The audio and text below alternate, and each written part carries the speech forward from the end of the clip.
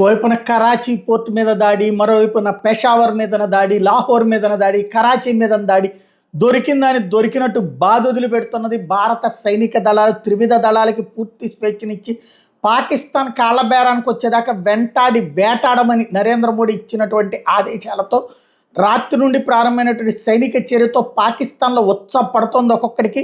పాకిస్తాన్ సైనికాధికారులు ఒక పక్కన ప్రధానమంత్రిని దాచేసుకున్నది ఒక ఎత్తు అయితే, మరొక వైపున పాకిస్తాన్ అఫీషియల్స్ అర్జెంటుగా పాకిస్తాన్ వదిలి పారిపోతున్నారు. పాకిస్తాన్ ఇంటర్నేషనల్ ఎయిర్లైన్స్ ఫ్లైట్ ఏది అర్జెంటుగా ఏర్పాటు చేసుకుని బహ్రెయిన్కి పారిపోయినటువంటి వాళ్ళకి సంబంధించినటువంటిది ఇప్పుడు కనబడుతున్నటువంటి సత్యం. వరుసగా చూస్తుంటే పాకిస్తాన్లో ఉన్నటువంటి వాళ్ళు ఇంతకుముందే సైనికాధికారులు అలాగే రాజకీయ నాయకులు వాళ్ళ భార్య పిల్లల్ని విదేశాలకు పంపించేశారు. ఇప్పుడు చూస్తుంటే వీళ్ళు కూడా కొంతమంది అధికారులు అక్కడి నుంచి పరారవ్వడం అన్నటువంటిది భారత్ దెబ్బ గురించినటువంటి భయం వాళ్ళకి ఏ రేంజ్లో వణుకు పుట్టిస్తోందో అర్థమవుతుంది. పాకిస్తాన్ అయితే వణికిపోతోంది.